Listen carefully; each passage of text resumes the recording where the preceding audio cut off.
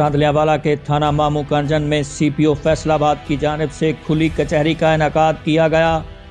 खुली कचहरी में तहसील भर से लोगों की कसीर तादाद ने शिरकत की।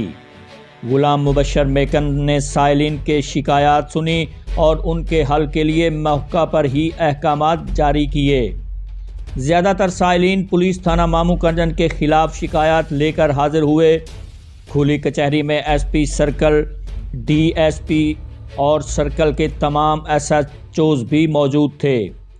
करप्शन, जुल्म व नाइंसाफ़ी के मुतअद्दिद इल्ज़ामात पर इंचार्ज इन्वेस्टिगेशन मामू कंजन मुअत्तल, ड्यूटी में गफलत और करप्शन दोनों अवामिल को हरगिज़ बर्दाश्त नहीं किया जाएगा, ऐसा कहना था गुलाम मुबशर मेकन का। ज़िला के दूर उफ्तादा थानों में आवाम के वसी तर मफाद में खुली कचहरियों का सिलसिला जारी रहेगा। अहले इलाका का लंबे अरसे बाद खुली कचहरी के इनेकाद पर इजहार तशक्कुर।